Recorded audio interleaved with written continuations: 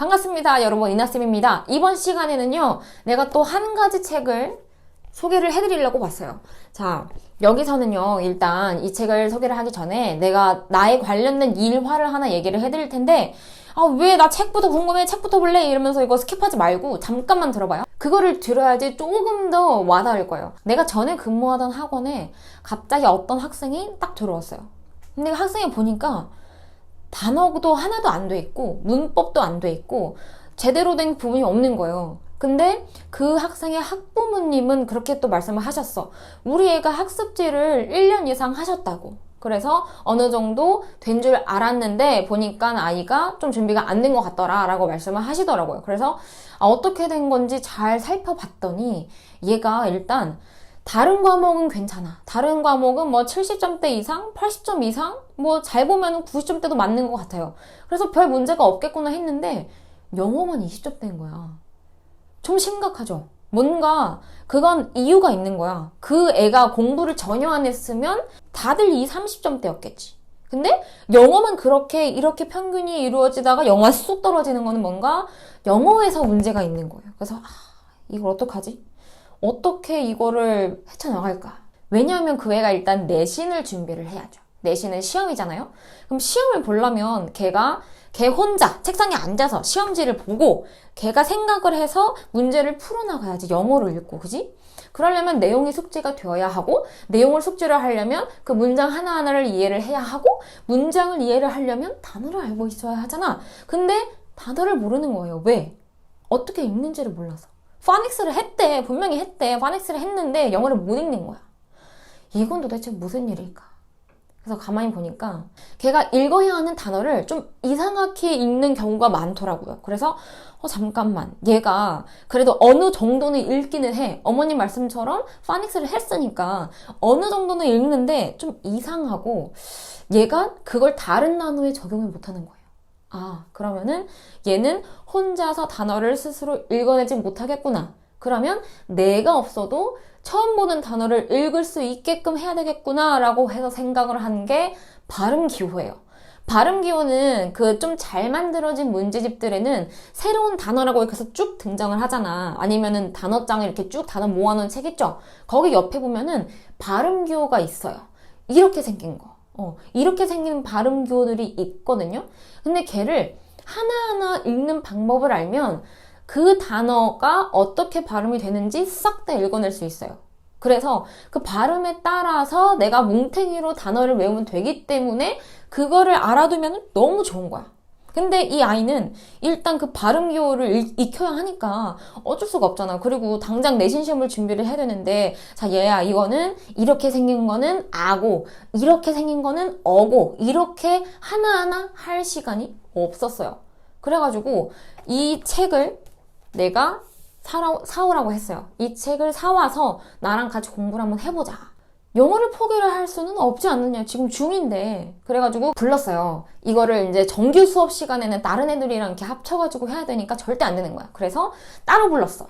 내가 수업을 준비하는 시간에 따로 부르거나 주말에 따로 부르거나, 물론 보충하는 게 내가 더 추가로 비용을 받고 한 건 아니었죠. 대부분의 학원들은 선생님이 보충을 해주신다, 나머지 공부를 시키신다 하는 게 그 보충 비용이 붙지 않아요. 뭐 좋은 학원은 챙겨주는 것도 있겠지만 대부분은 그렇지가 않거든. 그래서 나도 아무 비용도 받지 않은 채로 계속 걔를 불렀어. 왜? 돼야 되잖아. 애가 영어를 읽어야지 공부를 할 수 있을 거 아니야. 당장 지금 고등학교 가야 되는데 영어 때문에 일반 개냐 실업 개냐가 갈리는 거예요.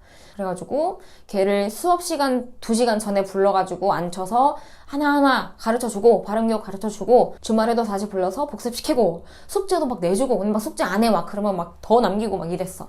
그래가지고 걔가 열심히 하다 보니까 걔가 처음엔 이걸 되게 하기 싫었던 거예요. 왜?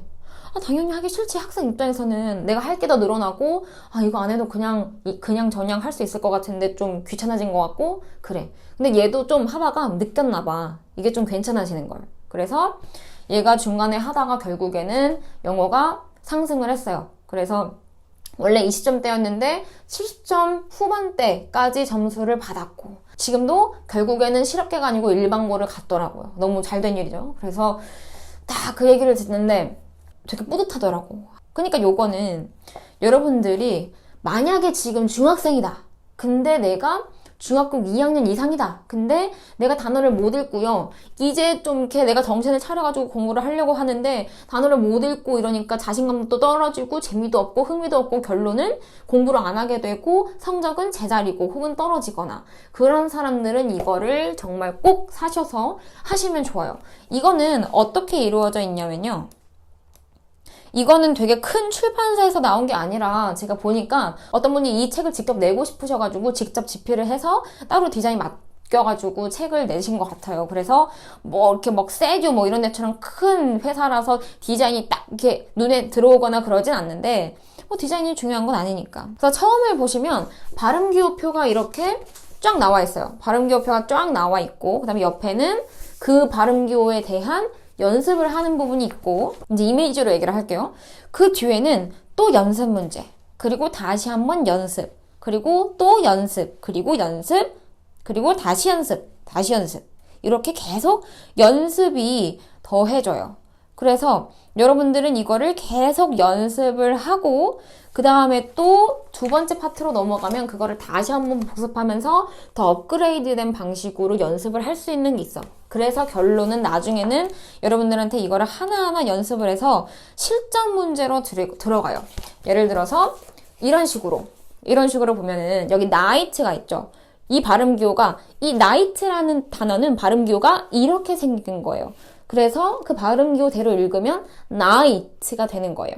그래서 얘를 보지 않고 발음 기호만 봐도 night, tree, room 이런 식으로 여러분들이 쭉 읽을 수가 있어요. 이게 왜 좋냐면 여러분들이 봐봐. 내가 혼자 단어를 외워. 근데 이 단어가 어떤 발음인지 몰라. 그러면 핸드폰을 켜가지고 영어 사전을 들어가서 발음을 들어보고 너무 복잡하고요. 핸드폰을 켰다가 이거 메시지 왔네? 이거만 잠깐 읽을까? 했다가 1시간이 지날 수도 있잖아. 그죠? 그래서 여러분들은 그 단어 바로 옆에 있는 발음 기호를 보고 딱 바로 발음을 캐치할 수 있으면 너무 좋은 거야. 그런 식으로 발음을 읽을 수 있게 되면요. 자신감이 붙고요.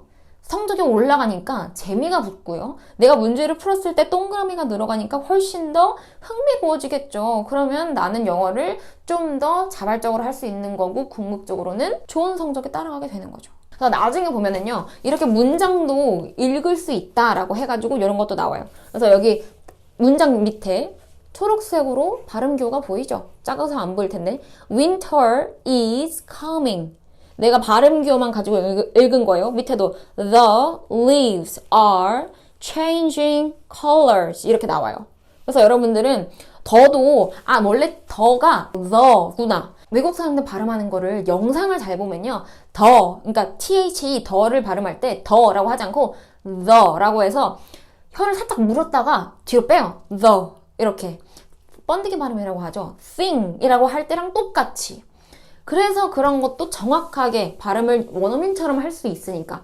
근데 이거를요, 모든 단어에 적용을 할 수 있는 건 아니에요. 100% 항상 그 단어에 근접한다고 할 수는 없어요. 가끔 가다가 좀 애매한, 직접 원어민 소리를 들어야지만 알 수 있는 것들도 있거든요. 근데 그게 무서워서 발음 기호를 안 본다. 그러면 발음 기호를 보고 여러분들이 읽을 수 있었던 95% 정도의 단어는 못 읽게 되는 거예요. 그래서 나는 이거를 가지고 여러분들이 조금 더 자발적이고 재미있게 공부를 할 수 있었으면 좋겠어요. 뒤에는요. 이분의 파닉스에 대한 그리고 발음 기호에 대한 생각들을 이렇게 정리를 해놓아서 그 학원 선생님들이 읽을 때도 되게 좋은 부분들이 많아요. 결론! 이거를 꼭 추천해드리고 싶은 분들은 첫 번째, 영어를 못 읽어서 흥미가 없는 학생. 두 번째, 내가 선생님인데 학원에 전혀 영어를 읽을 줄 모르는 학생이 들어왔지만 응급 처방이 필요할 때, 왜 파닉스는 오래 걸리잖아요. 세 번째, 내가 학부모인데 자녀가 영어를 잘 읽을 줄 몰라. 그리고 조금 더 영어 발음이 완벽했으면 좋겠어. 그런 분들도 요거를 구매를 하셔서 바로 공부를 해보셨으면 좋겠어요. 영어에서 발음이 그렇게 중요한 건 아니라고 해요. 뭐 인도 사람이 발음하는 거, 영국 사람이 발음하는 거, 미국 사람이 발음하는 거, 뭐 말레이시아 사람이 발음하는 거, 일본, 중국, 우리나라 다 달라요. 맥도날드를 우리나라에서는 맥도날드, 일본에서는 마고도나루도, 뭐 미국에서는 맥도날드 이런 식으로 얘기를 한다고 쳐도 그게 일단은 맥도날드라고 읽히는 거를 알아야 되잖아. 그래서 유창한 발음이 중요한 게 아니라 그 단어를 정확히 발음해낼 수 있는 능력을 갖추는 게 필요한 거예요. 도움이 좀 되셨나요? 도움이 되셨으면 좋아요 하나 꼭 누르고 요거는 제가 인터파크에서 구매를 했고요. 인터파크에서 구매를 바로 하시기를 원하시는 분들은 제가 밑에 링크를 달아놨어요. 설명란에. 그래서 거기 들어가셔서 보시면 될 것 같아요. 저는 다음 강의에 또 좋은 책을 들고 찾아오도록 하겠습니다. 다음 강의에서 뵐게요.